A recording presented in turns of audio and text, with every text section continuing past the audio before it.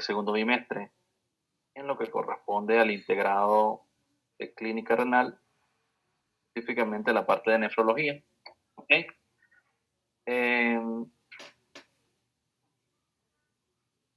Y justamente este ciclo, como ya les he mencionado en otras oportunidades, es el ciclo que comprende las enfermedades que afectan directamente al riñón y generalmente involucra enfermedades sistémicas. ¿Okay? Hoy vamos a hablar de nefritis lúpica, que si bien es cierto, no es una entidad frecuente o de gran frecuencia o de gran incidencia, hay que tomarle su importancia. ¿Por qué? Porque cuando esta enfermedad se da, se asocia a nefritis, en este caso nefritis lúpica, es decir, hay afectación en un gran porcentaje de los pacientes como consecuencia de esta patología. ¿Okay? Lupus eritematoso sistémico, junto con otras enfermedades como la artritis reumatoide, ¿okay? Psoriasis, entre otras, forman parte de las enfermedades autoinmunes.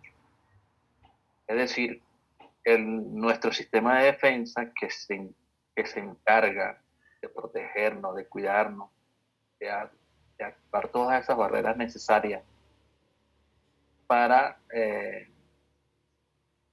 actuar contra entes extraños. ¿Okay? En este caso no sucede, sino que simplemente el sistema inmunológico comienza a reconocer lo propio como extraño y producir, digamos que procesos inflamatorios, que en el caso del riñón terminan con esclerosis del riñón, ¿okay? Por múltiples vías. Como el nombre lo dice, son enfermedades sistémicas y generalmente por múltiples vías se puede afectar, en este caso, el riñón. La incidencia de lupus es de dominancia principalmente en el sexo femenino. Aparentemente hay un factor hormonal presente en relación al hombre. Sin embargo, la enfermedad es mucho más catastrófica y agresiva en el hombre en relación con la mujer. De tal forma que cuando el hombre padece de este tipo de patología, generalmente termina cayendo en diálisis. Y si no cae en diálisis, hace lupus complicado y muchos pacientes fallecen. ¿Okay? Por eso es que el sexo masculino son pacientes de mal pronóstico en comparación con los pacientes del sexo femenino. ¿Okay?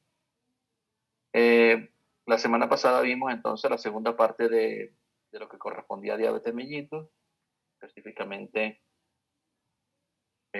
nefropatía diabética, todos los mecanismos implicados en ella, vimos la evolución de la enfermedad y les recordé que cuando no existe o no, poco probable encasillar, yo hablo de encasillar es digamos que englobar desde el punto de vista cronológico la nefropatía diabética para que comience a tener síntomas de proteinuria masiva, entre otros, si no corresponde con el orden cronológico de la enfermedad, siempre piensen que este paciente tiene algún tipo de enfermedad glomerular anexa.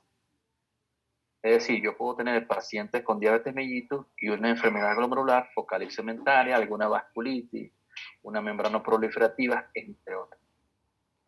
Se llega a ese diagnóstico, bueno, simplemente son pacientes que tienen, digamos que tienen diabetes mellitus, pero en el orden cronológico las afectaciones en cuanto al sedimento urinario, proteinuria, entre otros, no corresponden en ese tiempo. Usted está en la obligación de tomar biopsia de tejido renal y analizarlos para, en lo posible,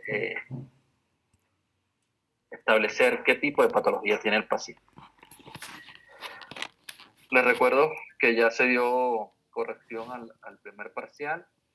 Tienen la oportunidad de revisar, evaluar. Si tienen alguna duda, me pueden escribir tranquilamente, no tengo ningún problema. Aún esas notas no están en sistema, simplemente están en la hoja de control que uno lleva solamente. revisan las preguntas, no se queden nada más en que, bueno, no, pero es que se colocó la C y yo puse la B. No, revisen y evalúen y traten de conseguir la respuesta en ese momento de la pregunta. ¿Okay? Bien, voy a compartir pantalla para dar inicio a la clase del día de hoy, que es nefritis lúpica.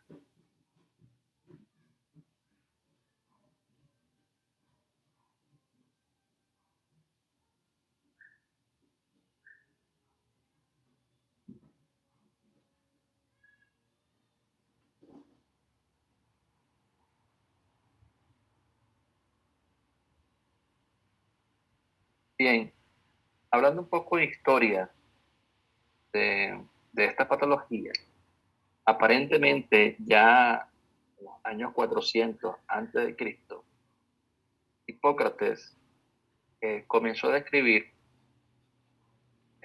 ciertas afecciones en las cuales los pacientes tenían múltiples manifestaciones cutáneas principalmente, acompañadas de limitación a nivel de lo que era la movilización, y los pacientes terminaban falleciendo por complicaciones asociadas. Él lo que describía era que el paciente simplemente se iba deteriorando al punto tal que se postraba. Pero que le llamaba mucho la atención eran las manifestaciones cutáneas que este tipo de pacientes presenta. Comenzó a denominarle herpes de los estiomeros. Esa descripción que él hacía muy probablemente se encontraba asociado a casos de lupus eritematoso. Pero ya un poco más cercano, en el año 1828, el científico Viet simplemente describió la forma localizada y benigna del lupus discoide. Ya él comenzó a describir esta patología como que, bueno, que había algo no, digamos que no específico en el individuo que hacía que comenzaran a presentar manifestaciones clínicas. Pero eso no se debía a malos aires o malos vientos, como anteriormente se decía, sino que simplemente surgía del individuo. Quizá Amor estaba en presencia de un caso de una patología autoinmune, pero aún en ese momento no tenía la capacidad para describir o discernir si se encontraba o se estaba en presencia de este tipo de alteración. ¿Okay? Un poco más avanzando, en el año 1951, Cazenave, dermatólogo, describe o usa el término de lupus eritematoso, ¿okay? Por las manifestaciones cutáneas que tenía este paciente y que tendían a tener ese color rojizo, principalmente en esas lesiones que estaban presentes en la piel. Y comenzó a usar el término lupus eritematoso. No describió, no se describe como tal alguna investigación un poco más allá que pudiera determinar si se trataba o no de alguna patología de tipo autoinmune. Pero ya en el siglo pasado, en 1941, el doctor Paul Klemper comenzó a usar un término muy importante que prácticamente se mantiene hasta la actualidad y comenzó a descifrar que estos pacientes con lupus eritematoso sistémico tenían enfermedades de la colágeno. Mismo lo describió que posteriormente pasa a la llamada enfermedades del tejido conectivo. Lupus eritematoso sistémico entonces pertenece a este grupo de enfermedades del tejido conectivo, con las múltiples afectaciones que se presentan en estos pacientes. ¿Sí?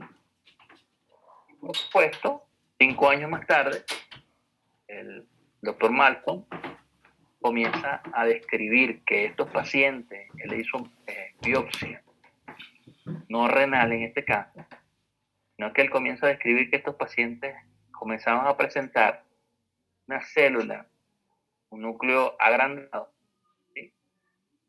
estaba presente en estos pacientes y comenzó a denominarla como célula LE. En ese momento la célula LE comienza a tomar fuerza en cuanto al patrón diagnóstico de este tipo de pacientes. Es decir, si había célula LE y había manifestaciones cutáneas que pudieran englobar o catalogar a estos pacientes como probable lupus, entonces el diagnóstico era lupus eritematoso sistémico, porque tenía esa célula que aparentemente era característica de esto. Sin embargo, posterior, con el avance de la ciencia, comenzaron a determinar que la célula LE no solamente estaba presente en lupus, sino también se encontraba presente en otras patologías. Por lo tanto, ya deja de tener ese patrón específico para el diagnóstico, sino que simplemente queda en la parte de la historia. Actualmente, el lupus eritematoso sistémico no se diagnostica por la presencia de células LE porque, como bien le dije, ella es inespecífica y puede estar presente en otras patologías. ¿Okay? Y un año más tarde, científico al cual le debemos parte de la evolución, lo que somos ahorita en la parte del tratamiento de enfermedades, Philip Hent, en la Clínica Mayo, descubre la terapia esteroidea, es decir, descubre la cortisona. Es indispensable para el tratamiento de todos aquellos pacientes que tienen patologías de tipo autoinmune o inmunitaria. ¿Cuáles? Bueno, ya les dije, artritis reumatoide, se trata terapia esteroidea, que forma parte de esos pilares de tratamiento. Lupus eritematoso sistémico también forma parte del pilar de tratamiento con esteroides, debe hacerse. Y no solamente estas dos enfermedades que les estoy mencionando, sino en los casos de las enfermedades glomerulares, todas las enfermedades glomerulares, ya varias veces lo he repetido, todas requieren de tratamiento de base, terapia esteroidea. Entonces, desde el año 1947 hasta la actualidad, la cortisona se usa y se seguirá usando por múltiples años más hasta que no exista un medicamento que lo supere como parte del pilar en el tratamiento en estos tipos de pacientes. De tal forma que las enfermedades glomerulares proliferativas y no proliferativas, ¿sí?, y aquellas enfermedades asociadas al tejido conectivo requieren, en el caso de nefrología, de tratamiento con terapia esteroidea. ¿Okay? Entonces usted tiene que colocarle tratamiento esteroideo a este tipo de pacientes. Prednisona, metilprednisolona, hidrocortisona, cualquiera, pero tiene que poner algunos más potentes que otros, ¿okay?, con mayor potencia en comparación que otros. En el caso de nefrología se usa muy frecuentemente, trasplante y todo eso, la prednisona. ¿Okay? De manera de recordatorio, esta es la célula LE. ¿Okay? Actualmente es un polimorfo nuclear que ha ingerido el núcleo de otra célula y toma ese calor. ¿Okay? Fíjese que el factor sérico LE, el núcleo ingerido, pierde su estructura normal hasta convertirse en una masa tumefacta y algo homogénea de color púrpura o rojo.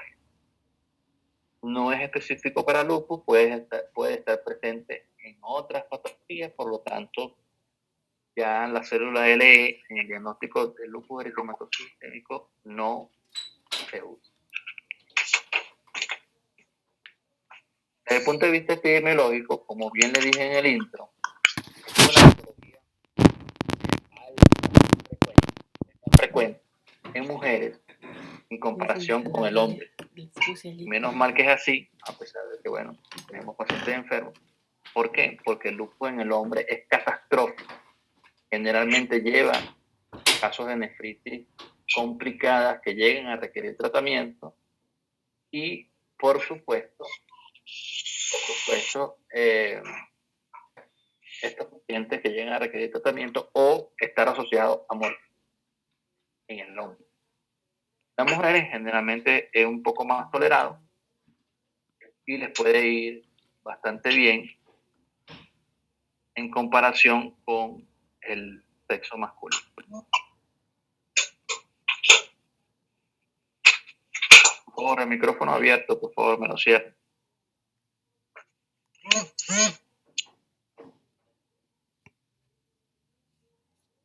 Bien. Entonces, una relación más frecuente en mujeres en relación al hombre, una relación de 13 casos por un varón o 8 casos de lupus con relación al hombre que se reporta. Más frecuente en jóvenes, 85% en edades menores a 55 años. Simplemente la explicación de todo esto es porque en la medida que pasa el tiempo, ¿sí?, el sistema inmunológico se va deteriorando y perdiendo acción o perdiendo potencia. Por lo tanto, es frecuente que este tipo de patología, ya de tipo autoinmune, se presente en edades mucho más jóvenes. La incidencia oscila entre 1.8 y 7.6 casos por cada 100.000 habitantes. La prevalencia se sitúa entre 4 a 250 casos cada 100.000 habitantes.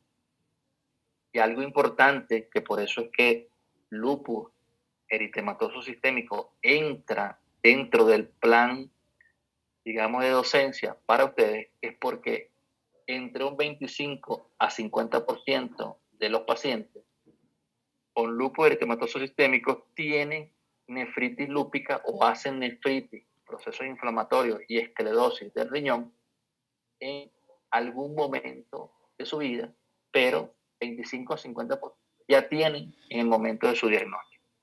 ¿Ok? De tal forma que cuando le llega un paciente a su consulta y este paciente tiene diagnóstico de lupus eritematoso sistémico, simplemente, probablemente, en un 25 a 50%, este paciente ya tenga algún tipo de nefritis leve, moderada o severa, simplemente lo dirá la biopsia renal. Aunque moderada y severa tiene o suele ir acompañado de manifestaciones clínicas que le permitan a usted orientar qué clase de lupus, en el caso de nefritis, tiene este paciente.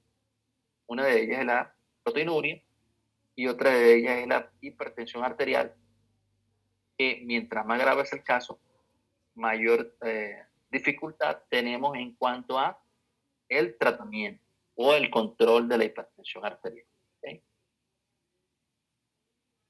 Fíjate, factores socioeconómicos contribuyen en gran medida a mayor prevalencia y severidad de la enfermedad. El factor socioeconómico actualmente, ¿sí?, es definido como un factor de mal pronóstico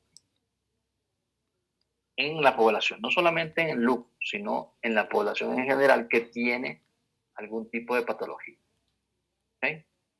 ¿Por qué? Bueno, porque no es igual un paciente que tenga lupus eritematoso sistémico, que pueda usar medicamentos costosos, un anticuerpo monoclonal, ¿sí?, a un paciente que tiene lupus eritematoso sistémico, 5 hijos, ¿sí?, bajo ingreso mensual, que no puede costear este tipo de tratamientos que son costosos y que solamente dependen de los medios públicos de atención de salud. No es igual, por supuesto, la evolución más tórpida. No es igual, por ejemplo, un paciente que le colocan una medicación genérica para el cáncer, que es la que suelen poner en este tipo de medios, a una medicación que ya está de marca registrada, que está comprobada en base a estudios y cortes de varios pacientes, con la respuesta no es igual. Tengan mucho en cuenta esa parte, o no me inclino por ningún medicamento en específico, simplemente trato a dar a resaltar Bueno, que la evolución, a pesar de que la evolución y la proyección de vida, quien la da, yo como cristiano, es Dios, ¿sí? Proyección y pronóstico de un paciente con bajo estatus socioeconómico en comparación con otro que tiene alto estatus socioeconómico, tiene acceso a drogas de última generación, tiene peor pronóstico el paciente que tiene estatus económico bajo. ¿Okay? Este es un estudio que evalúa 1.000 pacientes con lupus eritematoso sistémico en diversos centros de Europa, ¿sí? Y comenzaron a evaluar las biopsias de estos pacientes y que determinaron que aproximadamente o muy cercano al 40% tenía algún tipo de nefropatía al momento del diagnóstico. Entonces, fíjense que hablar de lupus eritematoso sistémico prácticamente es hablar de nefritis lúpica. Esto es algo similar, o otro estudio similar, en la cual se determina que estos pacientes pueden tener algún tipo de manifestación de nefritis a lo largo del inicio de su diagnóstico o en cualquier momento de su diagnóstico.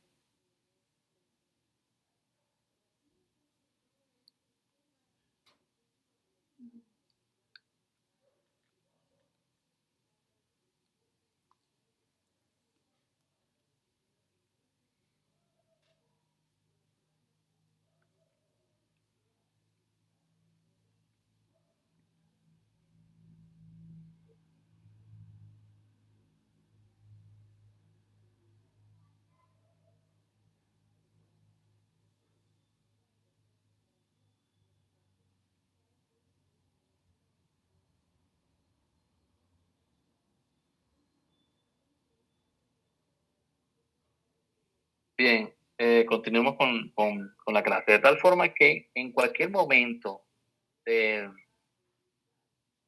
la etapa evolutiva del lupus eritematoso sistémico, en un paciente que no tiene ningún tipo de sintomatología renal puede desarrollar nefritis.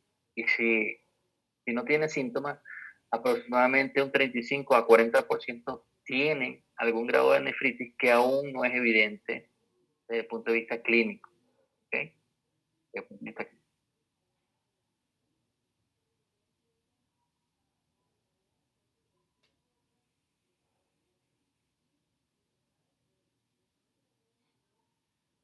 Bien, existe la llamada nefritis lúpica silente, que es la que le estoy diciendo. ¿Okay? Son aquellos pacientes que en el contexto de lupus eritematoso sistémico tienen diagnóstico, pero no tienen ningún tipo de manifestación clínica evidente de que tienen lesión glomerular. ¿Okay? Es decir, no hay proteinuria ni nada de eso. Sin embargo, cuando estos pacientes son biopsiados, evidentemente se pone de manifiesto que tienen algún tipo de nefritis. ¿Sí? Existen diversos factores, entre ellos N, que pueden estar asociados al lupus eritematoso sistémico. La mayoría de las enfermedades tienen un factor genético involucrado. Tienen algún factor genético involucrado.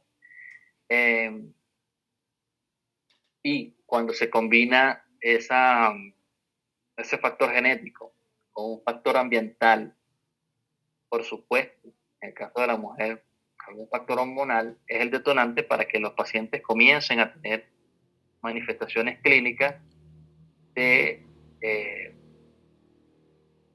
de alguna enfermedad de tipo sistémica, en el caso de lupus eritematoso. Fíjate que se hablan de factores hormonales, por eso es que se dice que la mujer tiene mayor incidencia y prevalencia en cuanto al desarrollo de esta patología. ¿Por qué? Bueno, porque esta enfermedad suele presentarse en ciertos puntos de la vida, en la cual periodos cercanos a la menarquía, durante el embarazo o en el periodo posparto. En algunos casos se registran casos de lupus eritematoso en pacientes que consumen anticonceptivos orales. ¿Sí?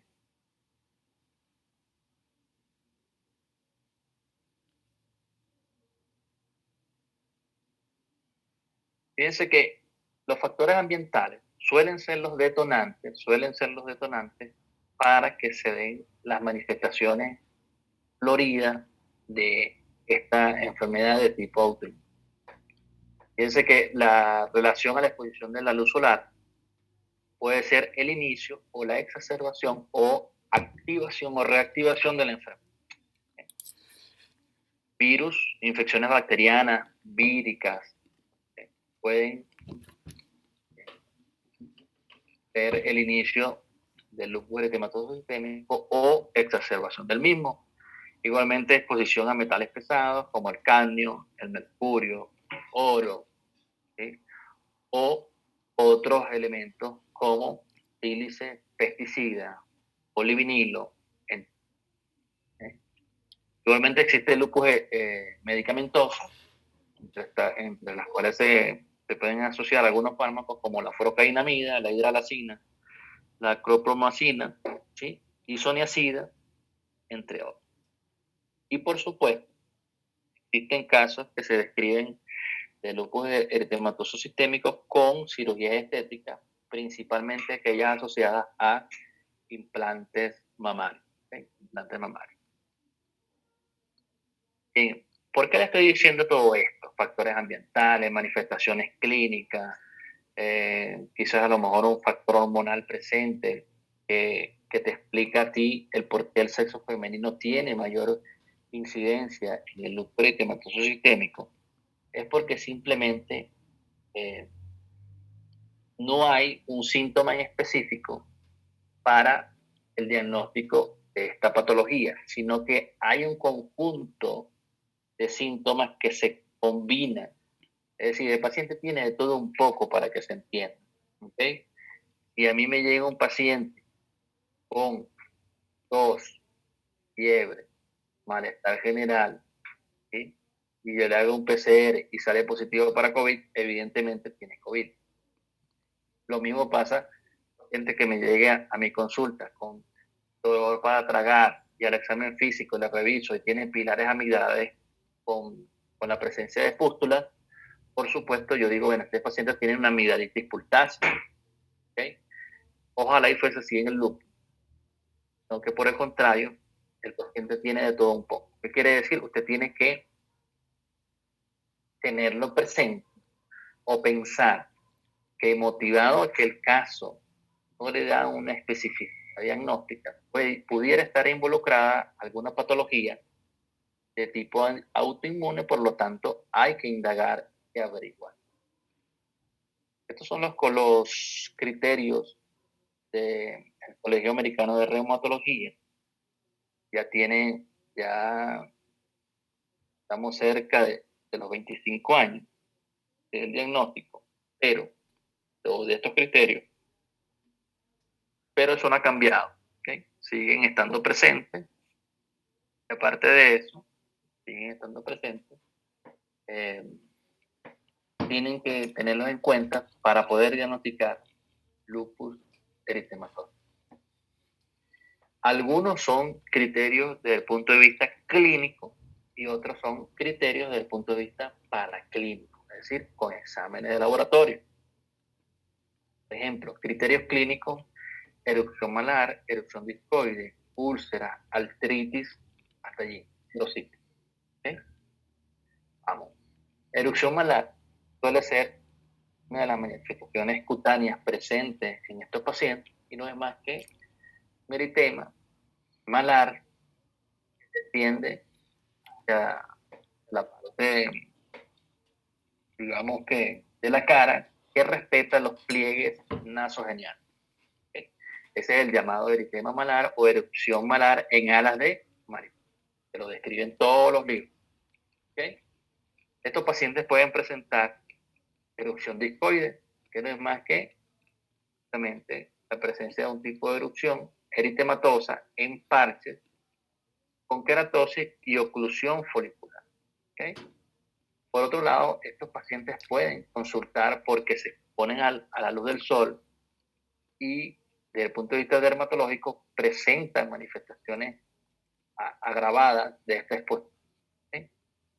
que no es más que una erupción cutánea como resultado de una reacción inusual a la luz solar. La presencia de úlceras orales, que son laceraciones orales, una nasofaringia, usualmente indolora. Doctor, tengo una lesión acá al lado en el labio, ¿te duele? No. ¿Okay? Y por supuesto, las manifestaciones articulares, que es muy frecuente en este tipo de pacientes. ¿Okay? Son dolores articulares que generalmente, o procesos inflamatorios articulares que generalmente comprenden dos o más articulaciones periféricas. Sin embargo, hay un dolor exquisito a la palpación. Tú le aprietas, por ejemplo, la muñeca y hay un dolor que manifiesta como de la escala del 1 al 10, un dolor bastante elevado. ¿Okay? Un dolor bastante elevado. De tal forma que entonces tenemos erupción malar, erupción discoide, fotosensibilidad, úlceras orales y artritis. Hay muchos casos de pacientes que consultan por dolor articular y lo primero que pensamos es artritis reumatoide, pero evalúe el contexto. Evalúe si es sexo femenino, evalúe si se expone a la luz solar y tiene reacciones más allá de que la piel se le coloque algo rojiza, como cuando todos van a la playa. ¿Okay? Evalúa todo eso. Y por supuesto, la presencia de serositis, que son los llamados derrame pleural o derrame pericarditis. ¿Okay? Puede tener pericarditis o pleuritis también. ¿Okay? Son las llamadas serositis, ¿okay? Que se puede manifestar como inflamación tanto de la pleura o el pericardio, o por otro lado, la presencia de derrame pericárdico o derrame pleural. Un porcentaje de estos pacientes puede tener manifestaciones articulares, manifestaciones cutáneas, y el examen de orina se caracteriza porque es proliferativo o lo que llaman telescópico. ¿Okay? Es decir, es un sedimento urinario que tiene leucocituria, hematuria dismórfica, proteinuria, cilindro hemático, cilindro granuloso, entre otras cosas. Podemos conseguir nosotros al examen de orina y que te hable de que este paciente tiene compromiso renal. ¿Okay? De que tiene compromiso renal. Pueden presentar también compromiso neurológico, convulsiones o psicosis, o compromiso hematológico. Estos pacientes pueden debutar con síndrome de anemia hemolítica o anemia hemolítica específicamente, con CUMS positivo, la presencia de bajo recuento de leucocitos, ¿okay? Leucopenia, linfopenia o trombocitopenia. ¿Okay? Entonces, fíjense que puedo tener también alteraciones hematológicas. Y por supuesto, cuando yo tengo un paciente que tiene, como les dije, de todo un poco, erupción malar, dolores articulares, en fin, sedimento urinario telescópico, proliferativo, con otros síntomas anexos, entonces usted tiene que evaluar si su paciente tiene una enfermedad autoinmune involucrada, porque ya hay múltiples sistemas que están afectados. ¿Okay? Entonces usted tiene que hacerle a su paciente pruebas inmunológicas. ¿Okay?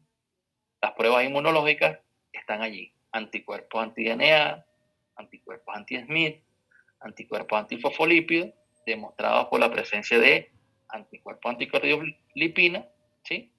Anticoagulante lúpico positivo o serología luética también falsamente. Entonces, fíjense que tengo diversas alteraciones inmunológicas, por lo tanto usted tiene que hacer pruebas inmunológicas en este tipo de pacientes.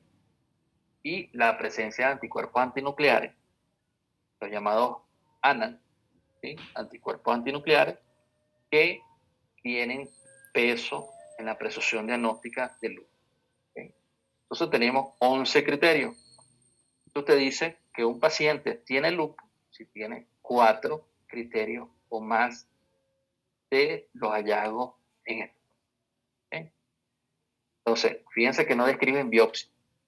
La biopsia, en este caso, no se usa para establecer diagnóstico. Establecer diagnóstico de lupus por la combinación de criterios más los hallazgos o pruebas inmunológicas, ¿sí? Pero no es necesaria la biopsia para establecer diagnóstico. La biopsia renal, en el caso del lupus eritematoso sistémico, usted la usa para establecer grado de nefritis lúpica y aparte de eso, pronóstico de esa nefritis lúpica que tiene su paciente. Yo no hago diagnóstico de lupus por biopsia renal. Yo hago, ¿sí?, proyección y pronóstico en la biopsia renal y puedo establecer qué grado, digamos, de lesión o afectación del parénquima renal tiene mi paciente. ¿Okay? Pero no hago diagnóstico de lupus eritematoso sistémico. Bien, ¿cuáles son las manifestaciones que tiene mi paciente? A ver, José, ¿cuál es tu pregunta? Si es que puede repetir la última parte, lo que pasa es que se me cortó y no le escuché sobre la última parte de que no se hace el diagnóstico con qué, no le escuché. Yo no hago diagnóstico de lupus eritematoso sistémico por biopsia. O sea, yo no tengo que hacerle biopsia a un paciente, biopsia renal, a un paciente para decir si tiene lupus o no. ¿Okay? El diagnóstico de lupus yo lo hago por los criterios corregidos para la clasificación de lupus eritematoso sistémico establecida por el Colegio Americano de Reumatología, que son 11 criterios.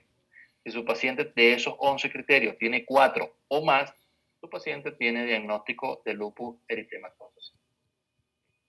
En el caso de biopsia renal, yo la hago es para confirmar la presencia de nefritis lúpica, que ya te habla de afectación renal, y aparte de eso, ¿sí?, la proyección o pronóstico que va a tener ese paciente en cuanto a la viabilidad renal. No es igual que yo haga una biopsia en un paciente con lupus eritematoso sistémico y que tenga 20 glomérulos en la biopsia, de los cuales solamente 2 están esclerosados, ¿sí?, a que haga una biopsia en un paciente con lupus eritematoso sistémico y que tenga 15 glomérulos esclerosados y los otros 5 que son evaluados tienen lesiones focales y segmentarias.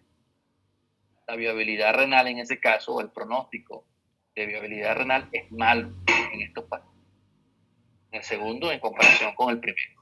Entonces, la biopsia simplemente te da pronóstico, ¿sí?, y puedes establecer la clase de nefritis lúpica que está involucrando, está afectando a ese paciente. ¿Sí?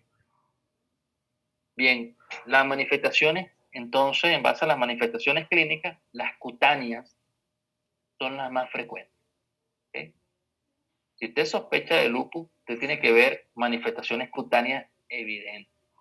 ¿Sí? Signos de vasculitis, que son las llamadas quemaduras en cigarrillo, eritema malar, reacciones de fotosensibilidad, úlceras indoloras a nivel de la boca. Esas son las manifestaciones cutáneas principales. Las artralgias o artritis, procesos inflamatorios, involucran articulaciones. 2 o más suelen estar sintomáticas o dolorosas y la frecuencia en promedio es 76%. ¿Sí?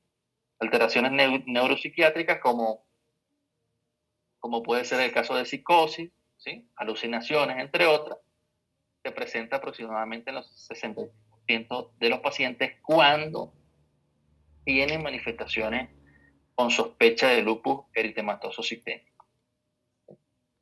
Las llamadas pleuritis o pericarditis en un 63%, anemia en un 57%, casos de vasculitis, ¿okay?, 43%, y fíjense que la nefritis, las manifestaciones de nefritis, aproximadamente está presente en un 31% de los pacientes. No es frecuente que un paciente le debute a usted con lupus eritematoso sistémico y ya tenga síntomas de nefritis. Pero si los tiene, corra, porque generalmente el pronóstico es muy malo en estos pacientes. Si un paciente que me llega a mí con edema, dolor articular, proteinuria, dismorfismo, le hago las pruebas y están evidentemente positivas, ya te estaban hablando de que este paciente tiene una nefritis lúpica anémica. ¿Okay? Bien, ¿y cuál es el culpable de todo esto? Por supuesto, las manifestaciones clínicas de su paciente, el factor genético que está involucrado, el factor ambiental y hormonal involucrado y el sistema inmunológico, que comienza a reconocer lo propio como extraño, cosa que no debe ser así. Entonces, recordando, tenemos un sistema inmunitario innato y un sistema inmunitario adaptativo. ¿Okay? El sistema inmunitario innato responde rápidamente a características comunes en muchos patógenos. Fíjense que en este caso, cuando prácticamente uno habla de inmunología, es como con, bueno, patógenos. Y es una respuesta específica, no específica, perdón, a un blanco en particular. Es decir, nosotros nacemos con el sistema inmunitario, como dice, innato, nacemos con él. Uno de ellos, piel. Otro, a ver, ¿quién más participa? En otro aparte de la piel.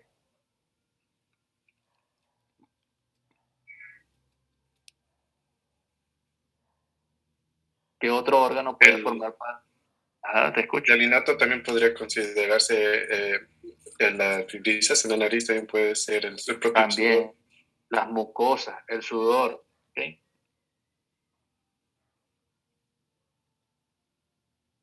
En este caso,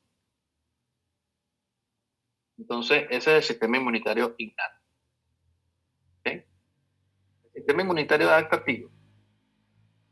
Este sí da una respuesta específica, todo o nada, contra un órgano blanco. Y específicamente, este sistema inmunitario de tipo adaptativo es el que se involucra o está altamente involucrado en la fisiopatología de la nefritis lúpica. ¿Okay? Responde específicamente entonces a características particulares, presente solo en algunos blancos, que puede proveer alguna protección de por vida. Por ejemplo, la presencia de anticuerpos, sistema inmunitario adaptativo, ¿okay? Los linfocitos T, sistema inmunitario adaptativo, linfocito B, sistema inmunitario adaptativo, célula presentadora de antígenos también. Entonces, estas tres estructuras forman parte de este sistema, de tal forma que uno activa al otro y otro activa al tercero. Específicamente, una célula dendrítica es la responsable de degradar elementos presentes en ese patógeno que nos está afectando. Estoy hablando de, en este caso, de afectación externa, ¿ok? De degradar y exponer en la superficie ciertas partículas denominadas antígenos de esa bacteria que en cierto modo, o partícula que nos está invadiendo, y exponerla para que se establezca una replicación clonal por parte de los linfocitos. ¿De qué tipo de linfocitos estoy hablando? De los linfocitos T. ¿Okay? ¿Que hay varios? Sí, pero una célula dendrítica activa, sensibiliza, es a los linfocitos. Estos linfocitos T hacen un clonal en específico contra esa partícula presentada por la célula dendrítica, ¿okay? Para dar una respuesta. ¿Sí? Por otro lado, estos linfocitos T ya fueron sensibilizados y saben lo que tienen que atacar, ¿sí? Activan los linfocitos B para que produzcan anticuerpos. ¿Sí? Para que produzcan anticuerpos. Entonces, el linfocito B produce anticuerpos, el linfocito T da una respuesta específica, todo o nada, contra el ente agresor. ¿Okay? Eso pasa, es fisiológico. El problema es cuando justamente nosotros, el sistema inmunitario, comienza a reconocer estructuras tan sencillas como una célula mesangial como extraña y comienza a producir anticuerpos y toda esa cascada inflamatoria para destruirla. Entonces tenemos dos líneas de defensa que son llevadas a cabo por los linfocitos T y los linfocitos. Siempre la actividad o la respuesta que da un linfocito, específicamente el linfocito T, debe ser dada por la sensibilización de una célula dendrítica. ¿Okay? Y esa activación de la célula del linfocito T induce a replicación clonal que van a ir dirigidas. Es como que usted tenga uno solo y lo replique específicamente contra ese. Habla de respuesta específica. Todo o nada contra el ente agresor. En este caso, se representa una lesión, se viola o digamos que se sobrepasa la piel que forma parte del sistema inmunitario innato y este germen invade. Sin embargo, este germen que invade, marcado acá con los puntos rojos, degradado por una célula dendrítica aún no activa, ¿sí? Y esta misma se activa. ¿Okay?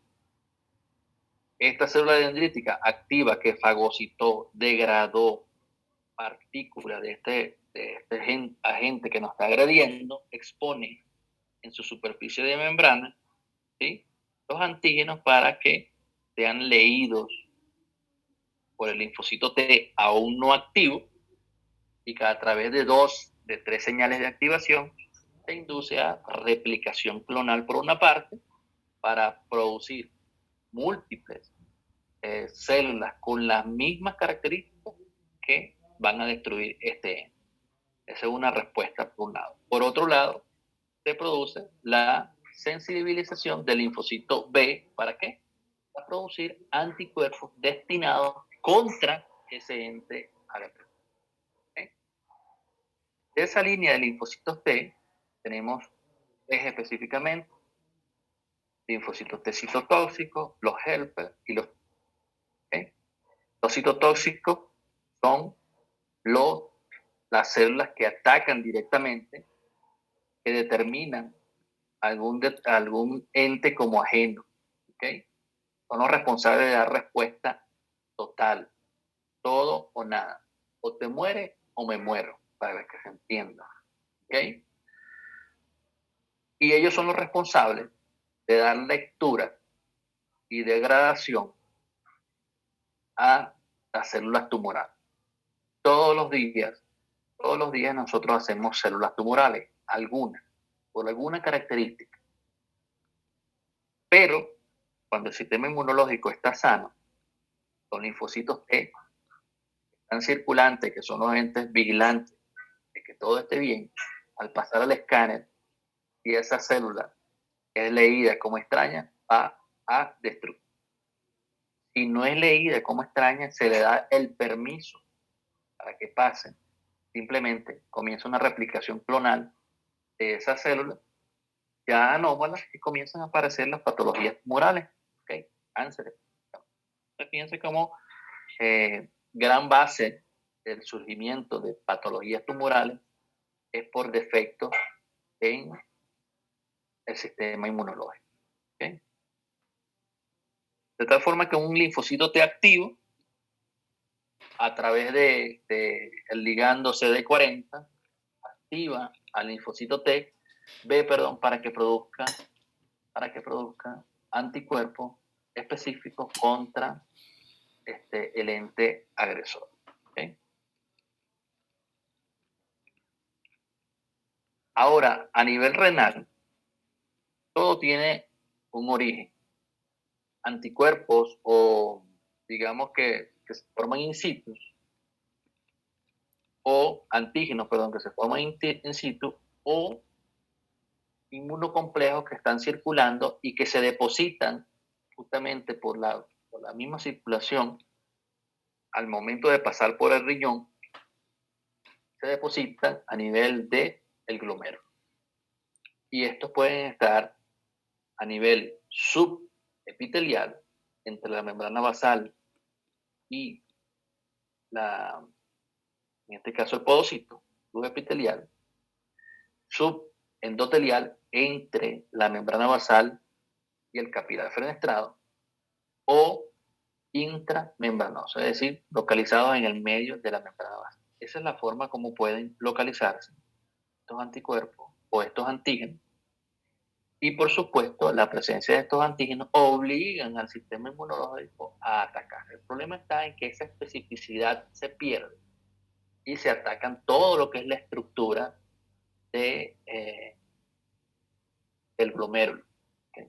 Y una de las principales manifestaciones de nefritis es la proteinuria.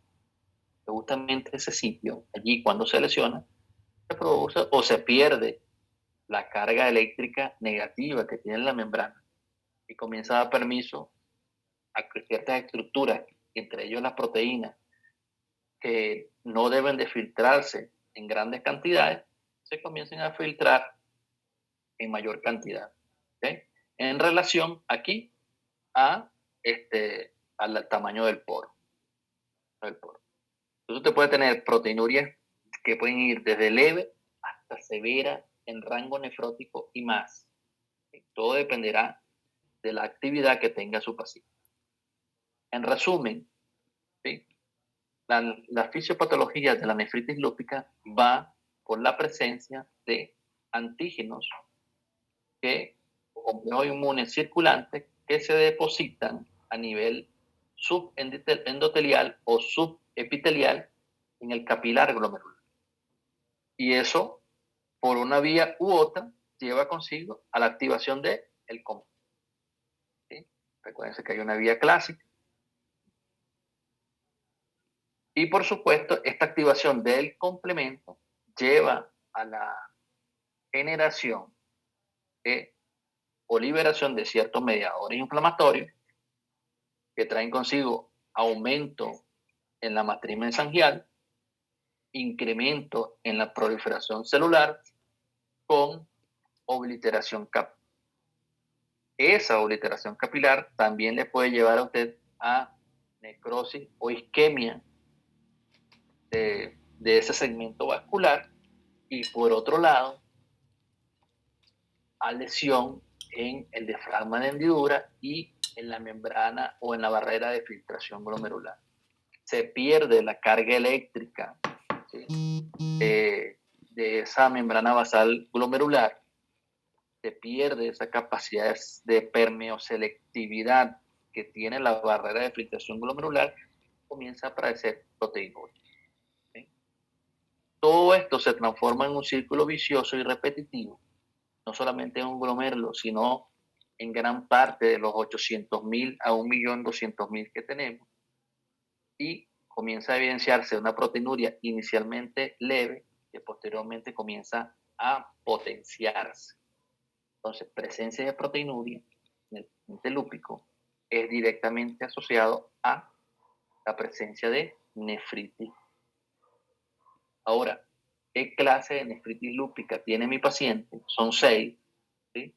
Cada una de ellas irá acompañada de manifestaciones clínicas evidentes. ¿Sí? Me permiten a mí establecer qué tipo de nefritis lúpica tiene mi paciente. Entonces, la proteinuria está presente en el 100% de los pacientes. 100% de los pacientes. No proteinuria masiva que me da ya el síndrome nefrótico. Fíjense que esta cambia de 29 a 65% de los casos, pero el 100% de los pacientes con síntomas de nefritis lúpica tienen proteinuria que puede ir de leve, moderada, severa. ¿Okay? Otra lesión, fíjense que todas las manifestaciones que están allí, prácticamente las más grandes, involucran al glomérulo. ¿Okay? Involucran al glomérulo. Por ejemplo, proteinuria, barrera de filtración glomerular, 100% de los pacientes. 2, hematuria microscópica, que involucra barrera de filtración glomerular. ¿Okay? En promedio, 80% de los pacientes con nefritis. ¿Okay? Función renal disminuida entre un 40 a 80% y anormalidades tubulares entre un 60 a 80%. Esas son las 4 manifestaciones clínicas que por porcentaje, cuando están presentes, te permiten a ti determinar o pensar que tu paciente tiene algún grado de nefritis.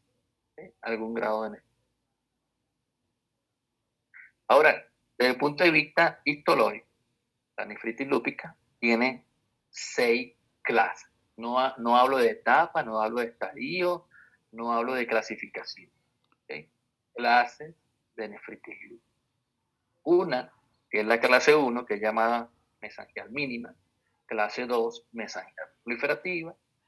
Clase 3, nefritis lúpica focal, que cuando yo hablo de focal, traten en lo posible de decir, bueno, o de asociarla con segmentaria. Es como una glomerulonefritis focal y segmentaria, pero ya con pacientes con diagnóstico de lupus, para que se entienda.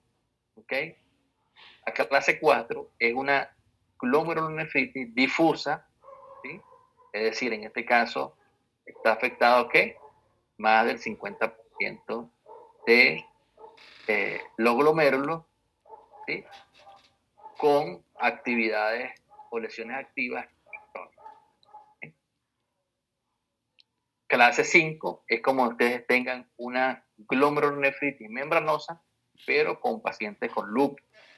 Es decir, un paciente que ya tiene lupus, usted le hizo biopsia y salió membrana algo engrosada y todo eso, sin proliferación celular, entre otros. ¿Okay?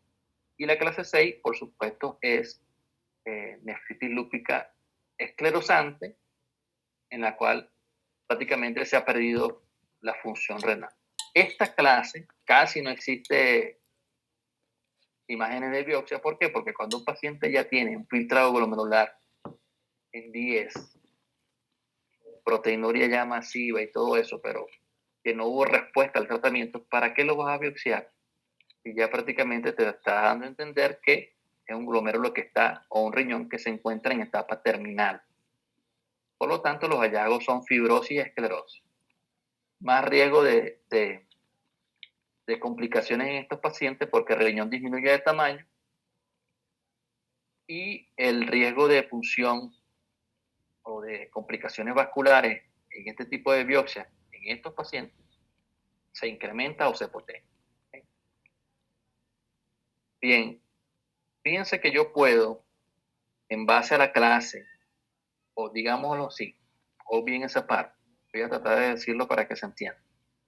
Yo puedo, en base a las manifestaciones clínicas que tiene mi paciente con diagnóstico de lupus, ¿sí? Inferir si mi paciente tiene algún tipo de clase de nefritis. ¿Sí? Paciente con diagnóstico de lupus, en base a sus manifestaciones clínicas y de laboratorio, yo puedo inferir qué clase de nefritis lúpica tiene mi paciente.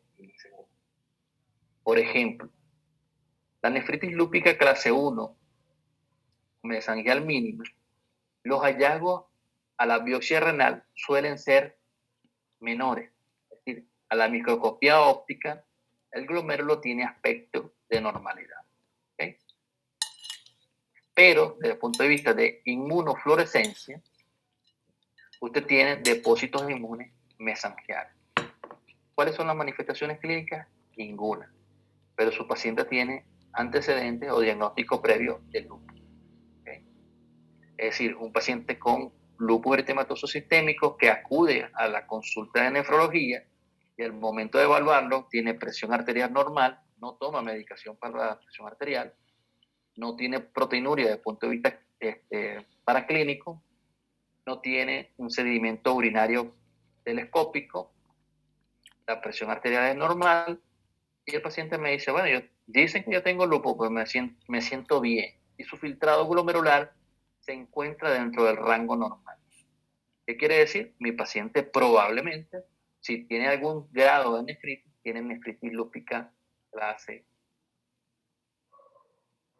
En el caso de nefritis lúpica clase 2, que está presente en el 10 a 15% de estos pacientes, ¿sí? se le denomina nefritis lúpica mesangial proliferativa. ¿Qué tienen estos pacientes? Bueno, ya el microscopio óptico ya no es normal, sino que presentan hipercelularidad mesangial o expansión de la matriz mesangial a la microscopía óptica. ¿Sí? Desde el punto de vista de inmunofluorescencia, estos pacientes tienen depósitos mesangiales, posibles depósitos subendoteliales o subepiteliales no visibles en el microscopio. Eso desde el punto de vista de biopsia. Pero desde el punto de vista clínico, ¿qué presenta? La microhematuria, proteinuria leve o moderada, y muy raro la existencia de insuficiencia renal. Es decir, no hay, o en casos excepcionales, puede haber deterioro del filtrado glomerular, y por otro lado, la presencia de hipertensión arterial está presente, pero es una hipertensión arterial de fácil control o manejo. ¿Okay? Generalmente son pacientes que tienen diagnóstico de lupus eritematoso sistémico, pero cuando yo lo medico, controlo la presión arterial con monoterapia. ¿Sí?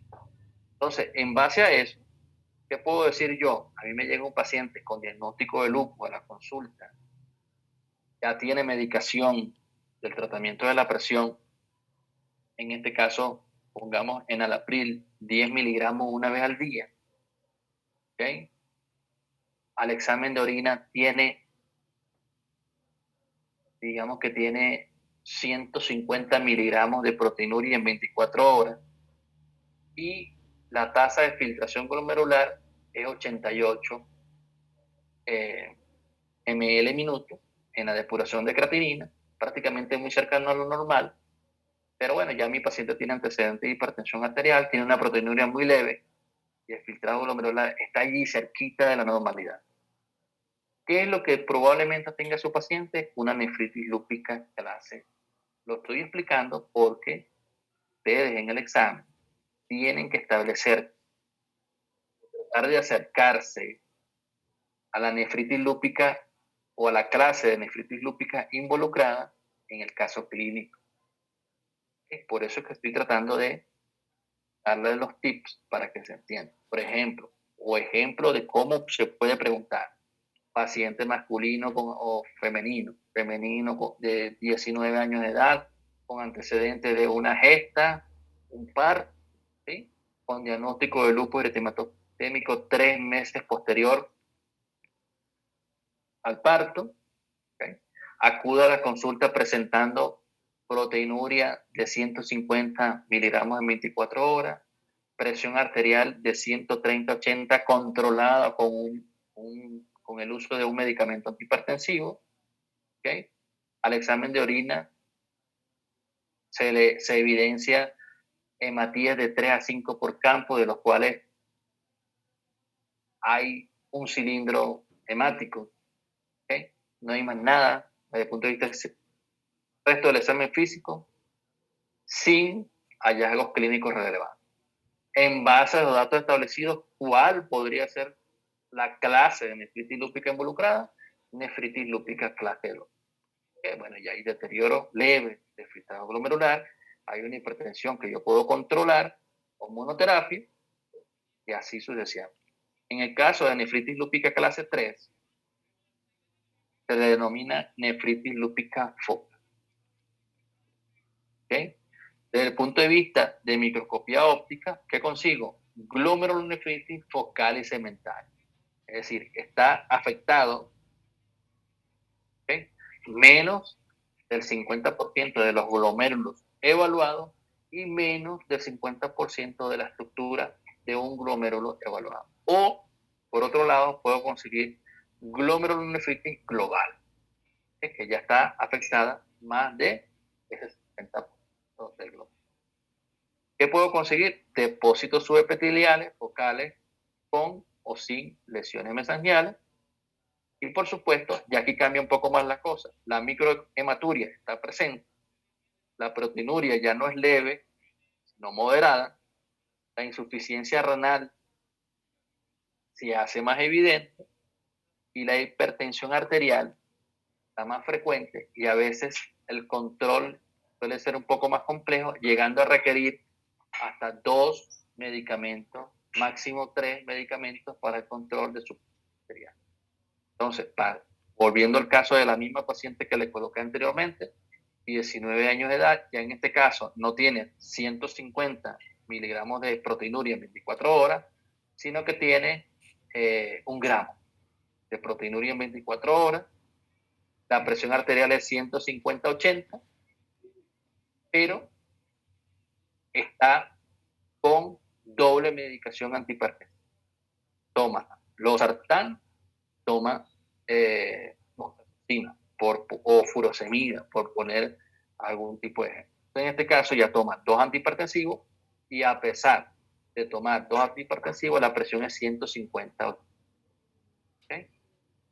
En algunos casos puede existir síndrome nefrótico, pero en casos excepcionales o excepcionales. Igualmente, tanto para la clase 2.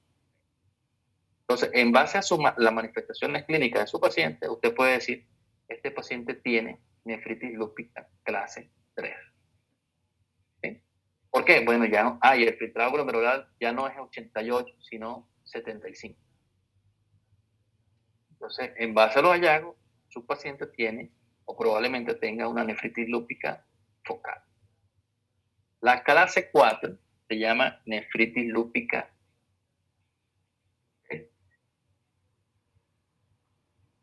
En este caso, las manifestaciones clínicas son muy floridas. Pacientes con un sedimento urinario telescópico, proliferativo, es decir, tiene hematíes dismórficos, cilindros granulosos, cilindros lipídicos. Aparte de eso, digamos que presenta proteinuria mayor a 1 gramo, pero sin embargo no llega a la nefrótica. Y aparte de esto, su paciente tiene una hipertensión arterial que está en 150/80, pero ya el paciente toma 4 medicamentos antihipertensivos para su control. Entonces, ¿qué grado de nefritis lúpica probablemente tenga su paciente? Una nefritis lúpica clase 4. Y en base a esto, la nefritis lúpica clase 4 es la peor de todas. Ojo, no es que porque yo tenga una nefritis lúpica clase 1, esa es la ley, y la 4 es la peor. O sea, que los pacientes tienen que pasar por clase 1, clase 2, clase 3 o clase 4, clase 5. No es así. Los pacientes pueden saltar de clase 1 y se reactiva la enfermedad, o toman un reimpulso y se transforma en clase 4. Puedo tener un paciente con clase 1, se reactiva la enfermedad, toma un reimpulso y va a clase 3. Y así sucesivamente. ¿Okay? La nefritis lúpica clase 5 es la membranosa. ¿Qué voy a conseguir yo? Pues síndrome nefrótico en abundancia. ¿Okay? Hay una proteinuria importante. Puede haber algún componente nefrítico. Algunos pacientes pueden presentar hipertensión arterial, pero esta hipertensión arterial es de fácil manejo. ¿Sí? Y el filtrado glomerular puede estar alterado, pero no tan severo como lo puedo ver yo en el paciente con nefritis lúpica clase 4. ¿Qué voy a conseguir a la biopsia? Bueno, engrosamiento difuso de la membrana. Es como una membrana, como una glomerulonefritis membranosa, pero con diagnóstico de lupus. ¿Y qué voy a conseguir a la inmunofluorescencia? Bueno, depósitos subepiteliales globales o segmentarios con o sin lesiones mesangiales. ¿Okay? Y la clase 5, que la tengo acá, ¿okay? Simplemente es la esclerosis global de más del 90% de los glomérulos. Generalmente cuando se llega a este punto, tengo un paciente que ya es irreversible o irrecuperable. De tal forma que tengan muy en cuenta que yo puedo pasar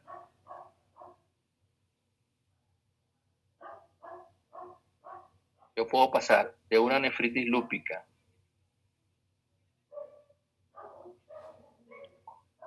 clase 1 a una nefritis lúpica clase 4.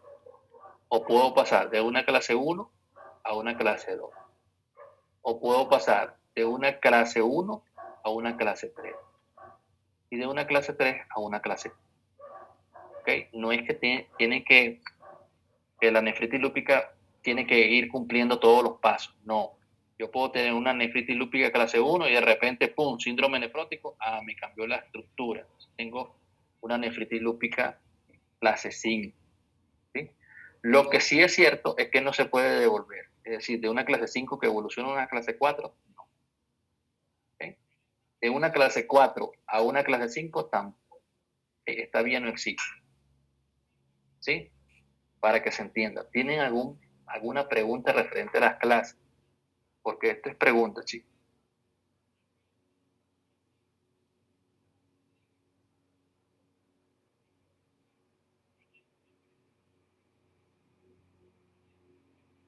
Creo que estoy hablando solo. ¿Tienen alguna pregunta referente a las clases, chicos? No, doc. No, doctor. Bien. Entonces, ¿cómo hago el diagnóstico de lupus eritematoso sistémico? O específicamente de nefritis, pero por supuesto, en base a las manifestaciones clínicas de mi paciente, ¿sí? En base a aquellos indicadores como lo son la proteinuria, ¿okay? La microhematuria, la presencia de leucocituria y la presencia de cilia. ¿Okay? Si esto está presente, principalmente esta que tengo aquí, usted tiene que decir, mi paciente tiene, o este paciente tiene algún grado de nefritis lúpus. Y por supuesto, tiene que tener el antecedente de que tiene lupus eritematoso sistémico. Y si no lo tiene, ¿okay? Usted tiene que tener la capacidad para diagnosticarlo en base a la tablita que vimos al inicio. Y por supuesto, en base a eso, establecer si tiene nefritis y probablemente tenga esta manifestación. Ahora, ¿qué clase es? En base a las manifestaciones clínicas que vimos. ¿Okay?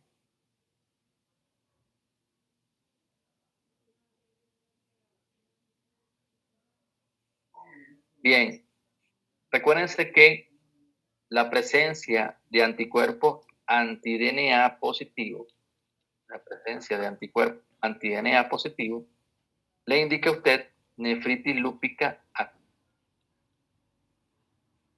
Igualmente, los anti-DNA y los C3 se correlacionan con actividad y gravedad de la lesión. Mientras más bajo esté el C3, peor pronóstico para su paciente y mayor agresividad o actividad de la enfermedad. ¿Por qué? Porque el complemento sérico se está consumiendo. Y si el complemento sérico se está consumiendo es porque está activo. ¿Okay? Esto fue lo que le dije en la parte de biopsia. La biopsia renal no confirma el diagnóstico de lupus eritematoso sistémico, pero sí le puede confirmar a usted el diagnóstico de nefritis lúpica. ¿Okay? Una cosa es diagnosticar lupus eritematoso sistémico por biopsia renal y otra cosa es diagnosticar nefritis lúpica por biopsia renal. ¿Sí? Ahora, ¿qué me evalúa? Actividad de la enfermedad, porque no es igual conseguir inflamación en el glomérulo a conseguir esclerosis en el glomérulo. Y por supuesto, pronóstico. No es igual conseguir todos los glomérulos esclerosados a conseguir en la biopsia renal 2 glomérulos esclerosados. Tiene mejor pronóstico el último caso. Los criterios, bueno, ahí están.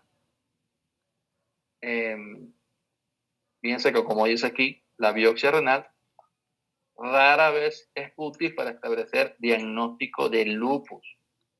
Una cosa es diagnóstico de lupus y otra cosa es diagnóstico de nefritis lúpica. ¿Okay? Pero es útil para establecer la clase típica y la severidad de la nefritis lúpica. ¿Okay? Algunas indicaciones en estos pacientes, por supuesto, la presencia de hematuria, la presencia de un sedimento urinario con grandes alteraciones o hallazgos, o sea, es decir, hematuria dismórfica, cilindro granuloso, proteinuria moderada a severa, hipertensión arterial, en cierto modo pacientes que tienen y deterioro de filtrado glomerular, a usted tiene que tener la capacidad para indicar biopsia en este tipo de pacientes.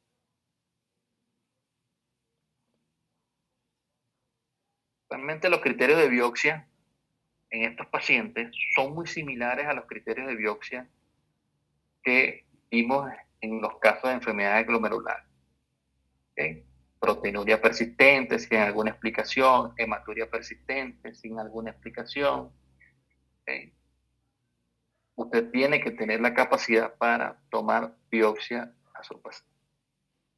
¿Cuáles son los hallazgos? Bueno, en la nefritis lúpica clase 1 no hay grandes hallazgos, exceptuando depósitos de IgG. Pero, ¿qué podemos observar? Un glomérulo que en cierto modo conserva su estructura.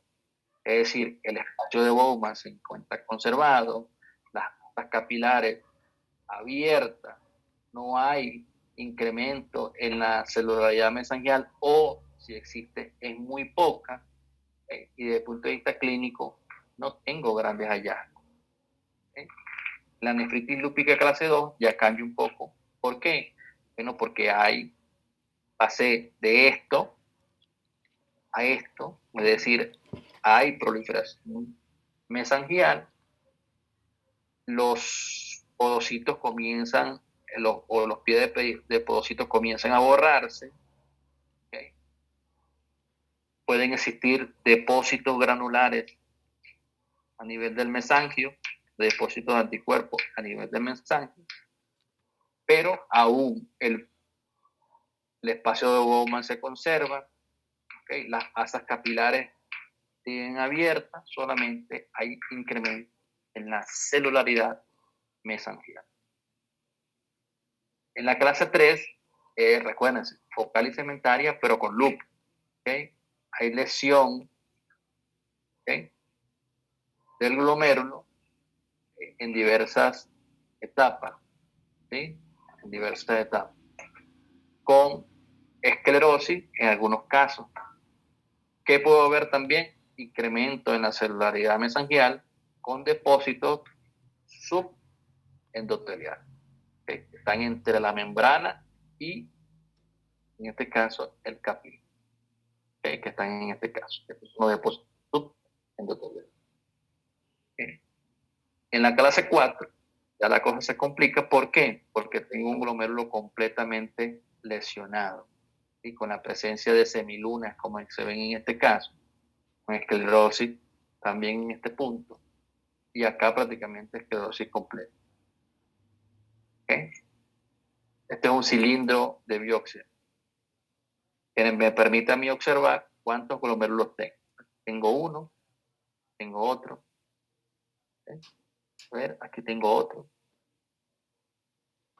Aquí tengo otro. De cierto modo tengo ya, me permite a mí observar un espacio muestral. Y la nefritis lúpica clase 5 es la membranosa, es decir, consigo depósitos, no hay proliferación mesangial, no hay depósitos subendoteliales, pero sí hay depósitos con borramiento en los pies de depósito. Esto es una membranosa, pero con lupus, para que se entienda. ¿Okay? Esto es una clase 5. ¿Qué puedo conseguir yo? Membrana basal engrosada. Sin embargo, la luz capilar se conserva. Tengo una luz capilar bien conservada, con un espacio de Bowman que en cierto modo también está abierto, permeable. En este caso, una nefritis lúpica clase 5. La clase 6 no tiene foto porque evidentemente es una nefritis lúpica esclerosada, ¿okay? Un glomérulo esclerosado. Yo puedo conseguir a la biopsia renal lesiones activas y lesiones inactivas. ¿Okay? No es pregunta de examen, pero quiero que lo lleven ahí. En la presencia de cariorexis, le habla a usted de lesiones activas, mientras que la presencia de fibrosis le habla a usted de lesiones crónicas o inactivas a nivel del glomérulo. A nivel del intersticio, la presencia de necrosis tubular le habla a usted de lesiones activas.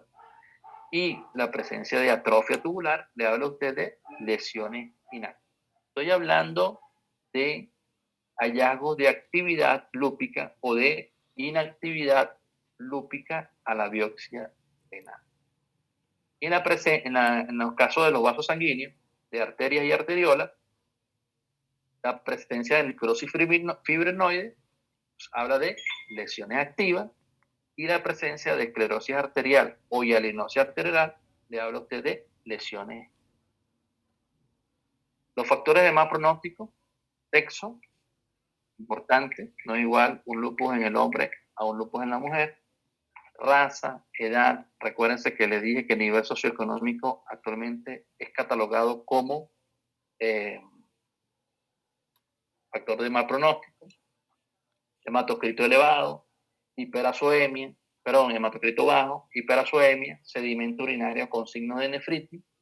Recuérdense que aquí entra el sedimento urinario telescópico, que tiene de todo un poco. Hay proteinuria, hematuria, ¿sí? ¿Qué más hay? Cilindro, dismorfismo, entre otros hallazgos. Hipocomplementemia, recuérdense que mientras más bajo el C3, mayor incremento o mayor consumo del mismo, que te habla de mayor actividad de la enfermedad. Síndrome nefrótico persistente a pesar del tratamiento, múltiples recaídas.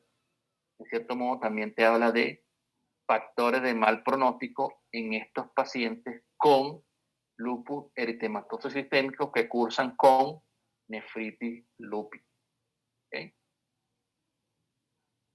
Fíjense, esta es la imagencita que yo le hablé hace unas clases atrás, que le hice una pregunta: ¿cuáles son las señales de activación del linfocito T?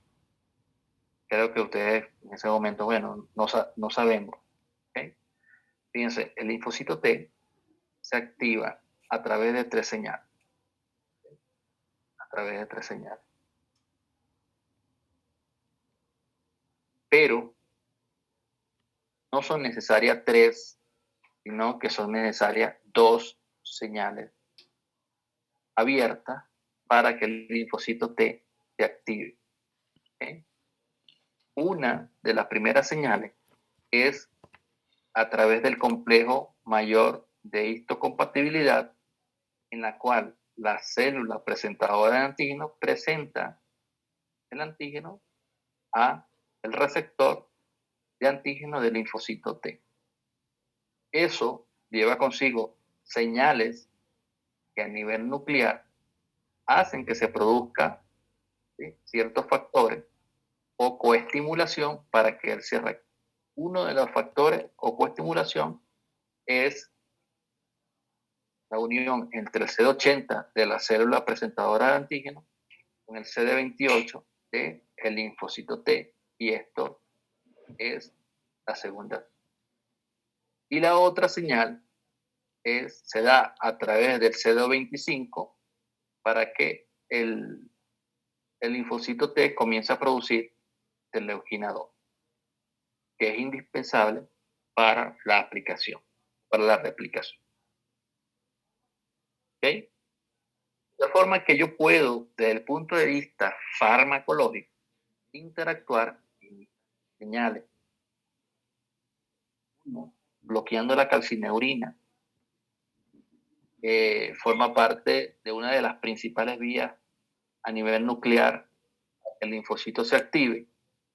O puedo bloquear la señal 2 usando los bloqueadores de la mTOR. ¿Sí? Aquí es donde entran entonces los llamados, aquí entra ciclosporina y aquí entra tacrolimus, aquí en este punto, ¿sí? Por otro lado, ¿qué más puedo hacer? Aquí, en los mTOR, entra el MMF, mofetilmicofenolato, ¿okay? Que también me puede ayudar en esto. De forma que, recuerden, de 3 señales, tengo que bloquear 2 para que el linfocito T no se active. Si no se activa, no se replique. ¿Okay?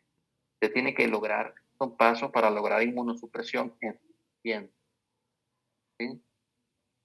Y si la logra bloqueando 2 señales, usted va a tener un paciente inmunosuprimido. Traten lo posible de que si bloquea o cierra la puerta principal de la casa, que es esta, ¿sí? El ampón no le entre ni por la señal 2 ni por la señal 3. ¿Okay? Eso es que les traje esta representación esquemática de la activación de la célula T. ¿Okay? De la célula. Entonces, el tratamiento de los pacientes con lupus, inmunosupresión, obligatoriamente inmunosupresión. ¿Cuál es la desventaja de la inmunosupresión? Bueno, la potencia o la entrada de gérmenes oportunistas y por lo tanto infecciones. No solamente en lupus, sino en todos los pacientes que están inmunosuprimidos. ¿Okay? Actualmente, con lo del COVID, entró de moda la dexametasona. Se agotó la dexametasona a nivel mundial. ¿Okay? Entonces, ¿para qué? Para tratar al paciente con COVID. Bueno, porque hay una tormenta de citoquinas, que evidentemente es así. Por un lado, freno la tormenta de citoquinas, duermo el sistema inmunológico y se aprovechan los gérmenes oportunistas, principalmente en UCI. Entonces, pero bueno, es un riesgo que hay que tomar. Entonces, la inmunosupresión es para prevenir el rechazo de órganos, tratamiento de enfermedades inmunes. Y el esquema en lupus va de un tratamiento de inducción y de un tratamiento de mantenimiento. El tratamiento de inducción es el uso de esteroides. ¿Pero qué? Esteroides a alta dosis. Son los llamados pulsos. ¿Okay? Pulsos de esteroides. Cuando estén en la parte clínica lo van a escuchar. Principalmente pacientes con enfermedades autoinmunes. ¿Okay? ¿Cómo yo doy los pulsos? Bueno, metilprednisolona a la dosis de 1 gramo diario por 3 días, seguido de, al día 4, de prednisona a la dosis de 1 miligramo por kilogramo de peso por 6 a 8 semanas, con una posterior reducción secuencial de la dosis. Mientras que su paciente recibe los pulsos y la prednisona al día 4, es decir, un día después de los pulsos, usted le aplica ciclofosfamida a su paciente. ¿A qué dosis? Bueno, lo puedes aplicar a una dosis estándar o a una dosis dada por el Eurolupus. La dosis estándar te dice que la dosis debe ser de 0.5 a 1 gramo por metro cuadrado de área de superficie corporal mensual por 6 meses. Mientras que la de Eurolupus son 500 miligramos endovenosos cada 15 días por 6 meses. Es lo mismo, pero un poco más, no tan agresivo en comparación con la dosis estándar. Mientras que por otro lado, se puede aplicar, no le doy la ciclofosfamida, pero puedo aplicar mofetilmicofenolato, recuérdense los mTOR, a la dosis de 2 a 3 gramos por 6 meses. Y evaluar si su paciente comienza a disminuir la proteinuria, si su paciente comienza a disminuir el sedimento urinario activo, ¿ok? En caso de resistencia, puedo pasar de aquí para acá o de acá para acá. Es decir, si no me respondió con ciclofosfamida, lo paso a mofetilmicofenolato. Si no me respondió con mofetilmicofenolato, lo paso a ciclofosfamida. Entre una u otra droga, hay estudios que comparan a ver quién es mejor.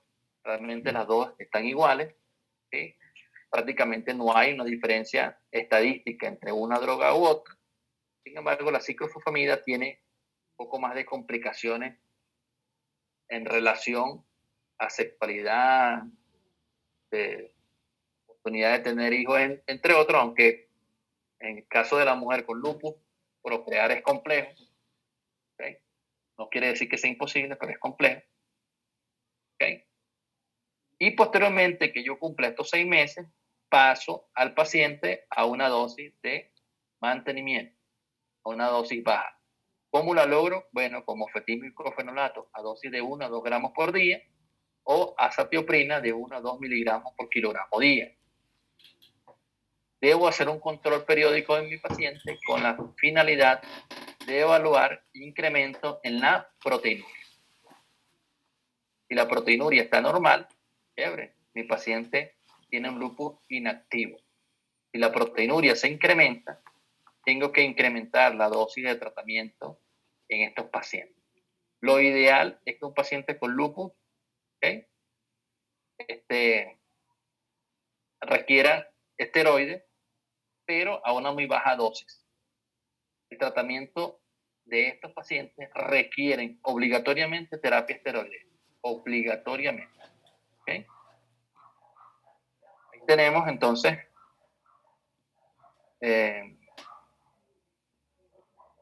los medicamentos.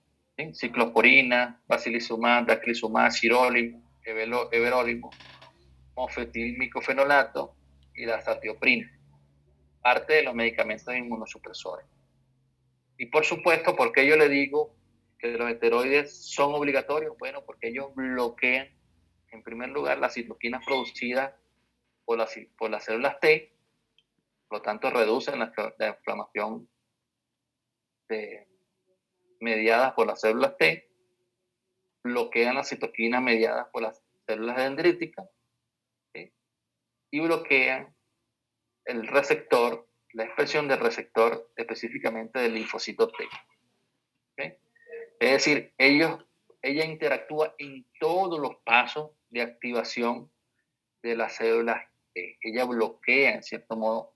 Por eso es que el tratamiento con esteroides debe ser obligatorio. No es asma para yo ponle esteroides y listo, se lo quita una vez que se resuelve el caso. No es así. ¿Okay? Y por supuesto, los hallazgos no frecuentes en estos pacientes o no deseados por el efecto adverso de los esteroides. Uno de ellos, Cushing, ¿sí?, que es un efecto común. ¿Sí? Edema, aumento de peso, acné, estrías, hipertensión arterial, retardo en el crecimiento, disturbo del sueño, son efectos comunes del efecto de los esteroides.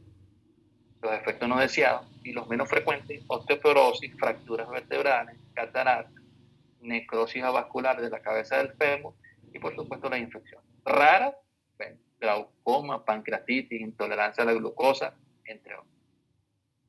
Eso referente a lupus eritematoso y nefritis lupus.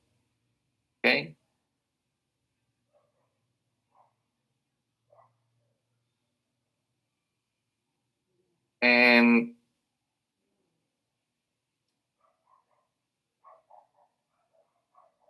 Ya para culminar, hace unos 2 años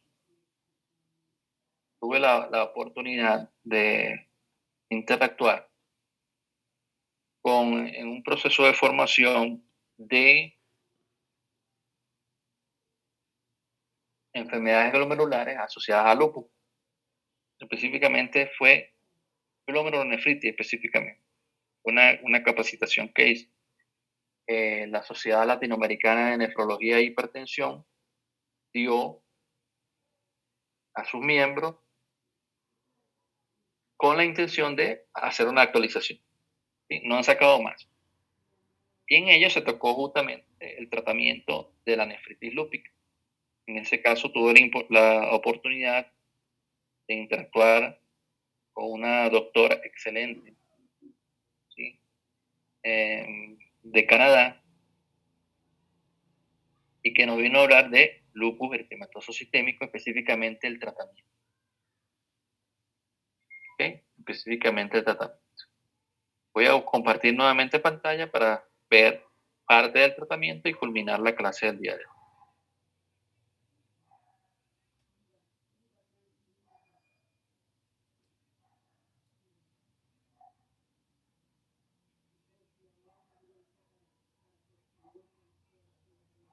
Bien, y ella comenzaba con una, en cierto modo, con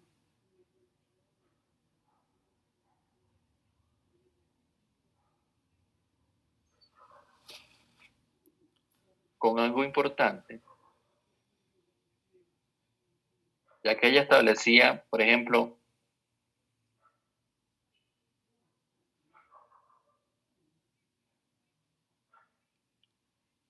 planteaba siempre la primera pregunta. Y la primera pregunta era, tengo una paciente con nefritis lúpica clase 4 que toma mofetímico fenolato, una droga, desde hace 3 meses y aún presenta proteinuria. ¿Debo darle rituximab? ¿Cuál es el error en esta interrogante? A ver, escucho opciones, chicos.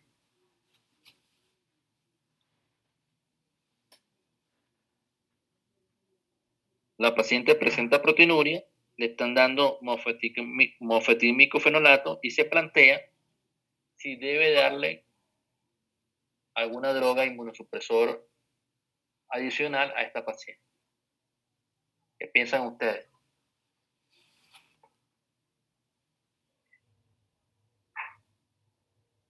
¿Le damos rituximab o no le damos rituximab?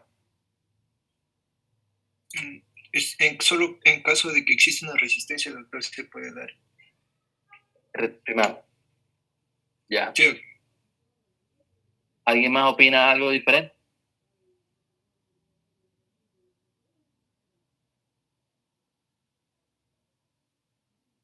¿Alguien más? ¿Están todos de acuerdo en que debo darle rituximab a la paciente o no?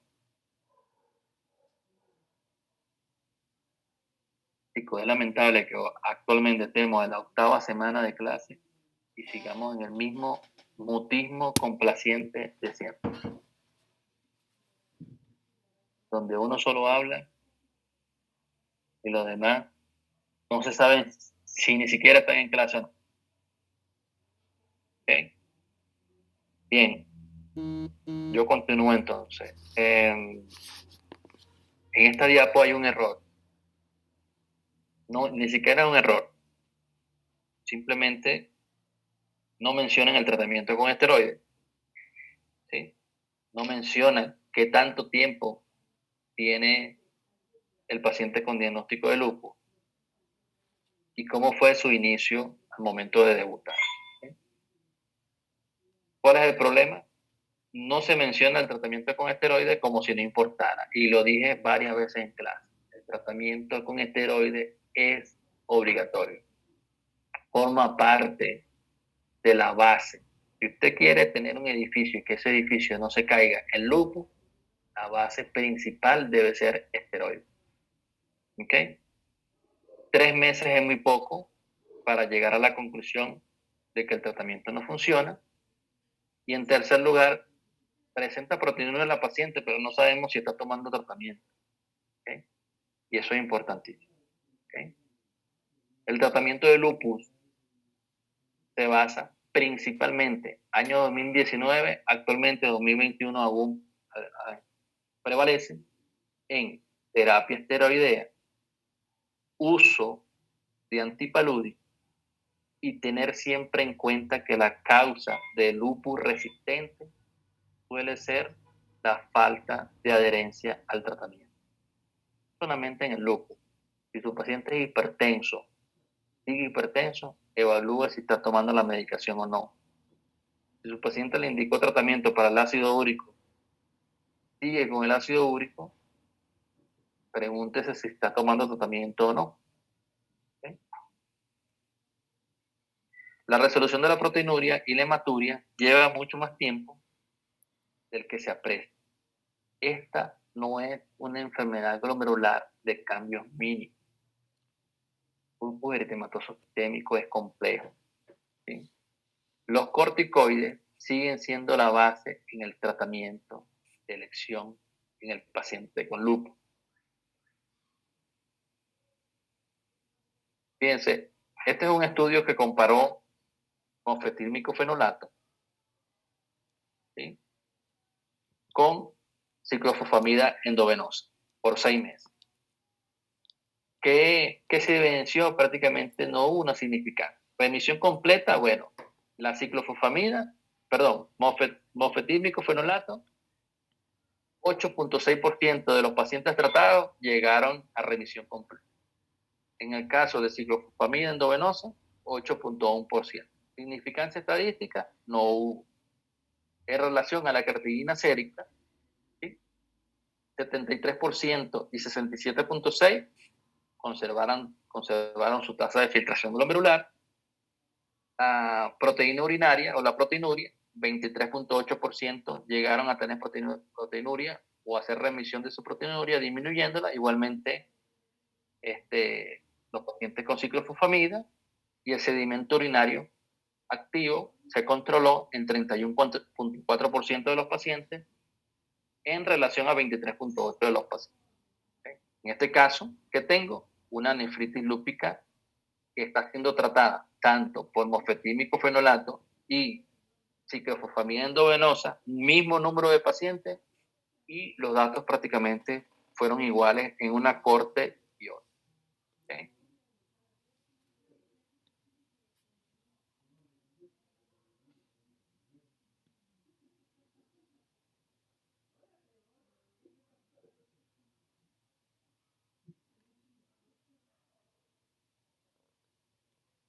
Bien, importante, los corticoides siguen siendo la base en el tratamiento de lupus eritematoso sistémico. ¿Pero por qué? Porque los corticoides son los que controlan más rápido la enfermedad. Si lo controla más rápido, yo puedo tener efectos inmediatos o una respuesta inmediata. Apaga el fuego y lo apaga es con corticoides, ¿sí?, en estos pacientes. ¿Por qué? Bueno, para reducir la inflamación en los pacientes, necesitan con gran urgencia esteroides de acción rápida. Por eso es que yo hago los pulsos de metilprednisolona o uso prednisona en estos pacientes. La dosis, ya la dije, 1 miligramo por kilogramo durante 6 semanas con una disminución lenta, y la administración intravenosa de corticoides en los llamados pulsos esteroideos está indicado en casos de emergencia con la amenaza del funcionamiento de órganos. Por ejemplo, si yo tengo mi paciente y tiene filtrado glomerular bajo más alteración en el sedimento urinario, yo no me voy a ir con un tratamiento oral. Tengo que usar tratamiento endovenoso. ¿Okay? Eso por allí. Bien.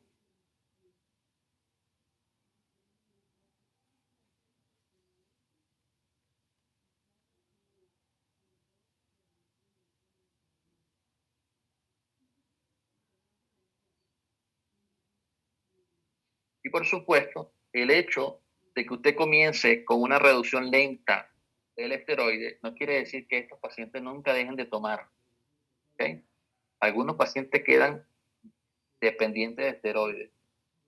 Lo ideal es que usted comience, usted duerma el monstruo, el sistema inmunológico, y en este caso comienza a disminuir la dosis de esteroides al punto tal en que si lo puedo quitar todo, mejor. Pero si no lo quito, por lo menos que quede con el menor grado de inmunosupresión en la cual yo tengo la enfermedad inactiva. ¿Okay?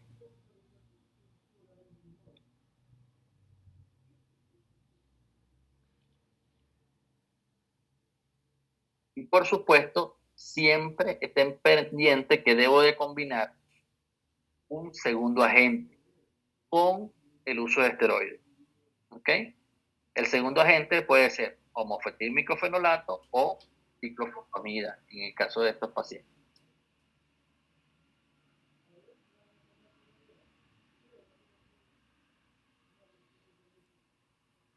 Y por último, usted está en la obligación, este es consenso ya de la sociedad latinoamericana y española y en cierto modo de nefrología, que aparte del uso de esteroides, un segundo agente en su paciente, como lo puede ser ciclopamida o mofetil-miclofenolato, usted tiene que usar antipalúdicos en su paciente, como la hidroxicloroquina o cloroquina. ¿Por qué? Bueno, porque ellos me dan la posibilidad de tener menor frecuencia de crisis de lupus, menor frecuencia de crisis de nefritis lúpica, el daño renal se acumula en menor grado, suelen ser seguros en el uso durante el embarazo y hay menor riesgo de todo. Los antipalúdicos actualmente forman parte del pilar fundamental del tratamiento de los pacientes con lupus. En resumen, esteroides, segundo agente, antipalúdico, más lo que usted quiera colocar. Si su paciente está hipertenso, controle la presión arterial. Si su paciente tiene dislipemia, controle colesterol y triglicéridos. Si su paciente tiene proteinuria, por supuesto, va a mejorar con el tratamiento, pero también lo puedes ayudar con las medidas antiproteinúricas que vimos en cualquier glomerulonefritis con proteinuria. ¿Cuáles? Bueno, puedo usar ARA y ECA, combinarlo, siempre poniendo en base riesgo-beneficio, entre otros. ¿Okay? La pentoxifilina también tiene elementos antiproteinúricos, y que lo vimos en nefropatía diabética. Tenga en cuenta siempre eso, las medidas generales, la dieta de su paciente. ¿Okay? Bueno, prácticamente es esto lo que les quería decir. Ya llegamos a la semana número 8. Una clase más. Solo una pregunta. Sí, le escucho. Para nosotros establecer la clase de nefritis lúpica, ¿puede un paciente tener sintomatología de una clase y de otra o no? Es muy poco probable porque digamos que es muy poco probable que tenga un paciente con una nefritis lúpica clase 3 que tenga un síndrome nefrótico florido. ¿Okay? Recuerda que fue lo que yo te dije, o sea, si tu paciente tiene presión arterial elevada, pero que es de fácil control, y tiene una proteinuria masiva, ¿sí? Sin deterioro de filtrado glomerular, probablemente, y aparte de eso, su paciente tiene diagnóstico de lupus eritematoso sistémico, probablemente su paciente tenga una nefritis lúpica clase 5. Ahora, si tengo un paciente que tiene deterioro de filtrado glomerular, que no está en la nefritis lúpica clase 5, y aparte de eso, la presión arterial es muy compleja para manejarla. ¿Por qué? Porque tengo un paciente que le pongo hasta 3, 4, inclusive 5 medicamentos antihipertensivos y aún sigue hipertenso. Aparte de eso, un sedimento urinario bien llamativo, como puede ser proteinuria masiva, ¿ok? Hematuria con dismorfismo, cilindro granuloso, cilindro hemático, ¿ok? Y deterioro de filtrado glomerular. No voy a pensar porque tenga el paciente proteinuria masiva, no voy a pensar que es una membranosa porque tengo más justamente para una nefritis lúpica de qué tipo, clase 4, que es la más severa y la más aparatosa de todas. ¿Ok? Entonces sí le respondí su pregunta. Sí, doctor, gracias. Entonces siempre tengan en cuenta eso. Acuérdense de los criterios de colegio de reumatología, los 11 criterios, de los cuales 5 suelen ser manifestaciones clínicas y los otros son hallazgos de laboratorio o de imagen. ¿Ok? Ténganlo siempre en cuenta. Y recuérdense que este tipo de enfermedad tiene una gran base de tipo autoinmune.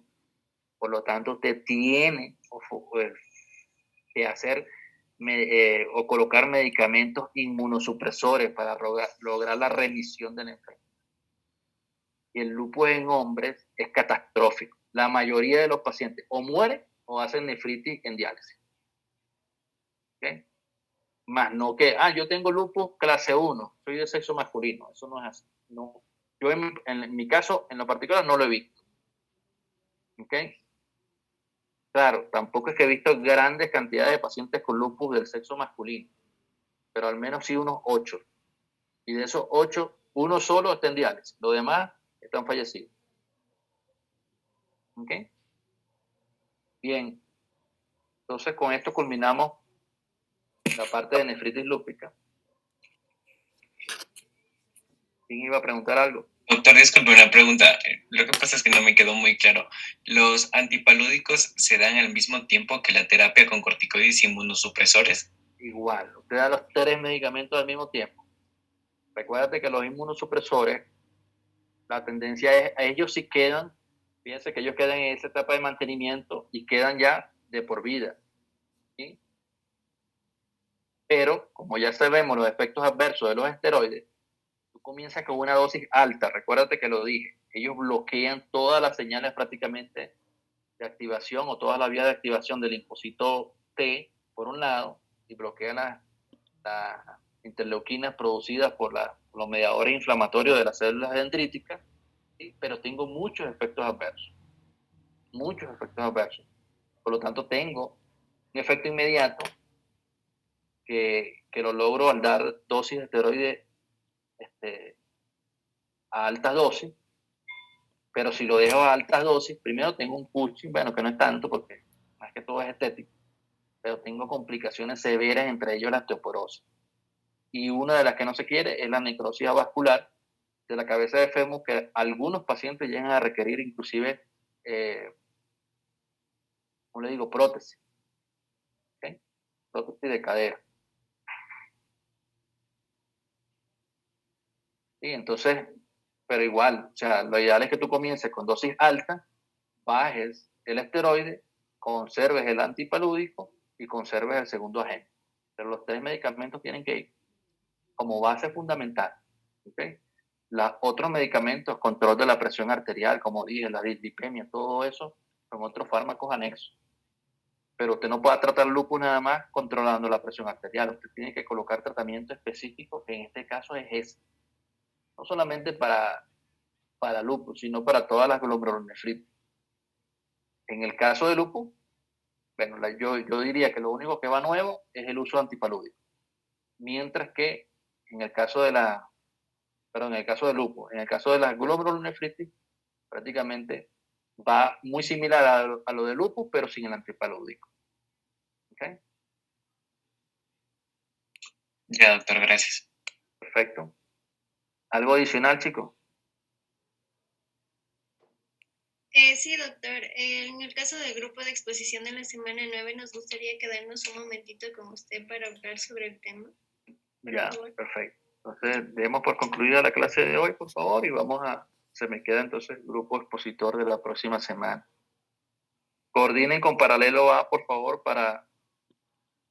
si tienen una hora en específico para presentar, tengo chance hasta entregar las notas el próximo miércoles de la otra semana. ¿Ok?